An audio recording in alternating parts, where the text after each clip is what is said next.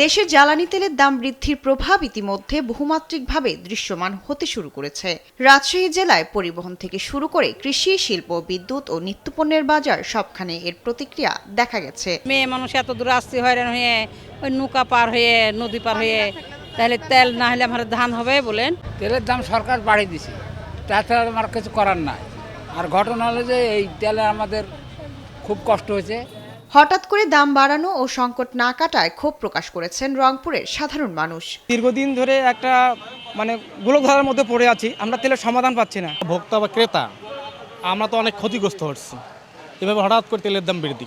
ভোক্তা পর্যায়ে দাম বাড়ানোর পরও জ্বালানি তেলের সংকট কাটেনি সিরাজগঞ্জের উল্লাপাড়ায়। উপজেলার বিভিন্ন পেট্রোল পাম্পে সকাল থেকে ক্রেতাদের দীর্ঘ লাইন ও উপচে পড়া ভিড়।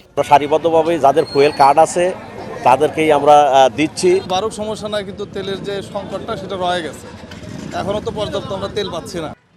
ফরিদপুরে রোববার সকাল থেকেই লক্ষ্য করা যাচ্ছে প্রায় প্রতিটি ফিলিং স্টেশনে চাহিদা অনুযায়ী দেয়া হচ্ছে পর্যাপ্ত তেল।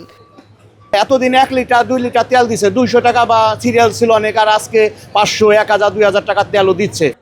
শরীয়তপুরে অধিকাংশ ফিলিং স্টেশনে পেট্রোল, অকটেন ও ডিজেলের সরবরাহ না থাকায় এক পাম্প থেকে অন্য পাম্পে ছুটছেন চালকরা। কোথাও দীর্ঘ লাইন, আবার কোথাও সীমিত আকারে সর্বোচ্চ 500 টাকা তেল দেয়া হচ্ছে। তেলের দাম বাড়ছে, যদি মানুষের ভোগান্তি না হইতো তাহলে মানুষের স্বস্তি পাইতো। আগে আমাদের ফুয়েল কস্ট ছিল যত দিত, এখন তো তার চেয়ে বেশি কোম্পানি আমাকে দেবে না, কিন্তু সরকার দাম বাড়াইছে, এতে ভোগান্তি আমরা অনেক পোহাবো। নতুন সিদ্ধান্ত অনুযায়ী খুলনা ফিলিং স্টেশনে তেলের দাম কার্যকর করা হয়েছে। তেলের যে দামটা বাড়ছে, আসলে দাম বাড়াটা তো সবাই জানে গ্লোবাল পরিস্থিতির উপর ভিত্তি করে, জাহাজ না আসলে তো আসলে তেল সংকট থাকবেই। দীর্ঘ লাইনটা আমাদের আর ভালো লাগছে।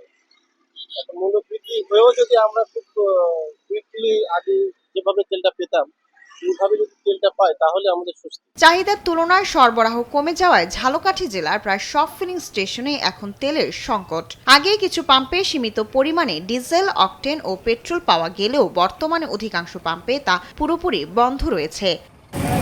শায়লা খান, নিউজ ডেস্ক, দেশ টিভি।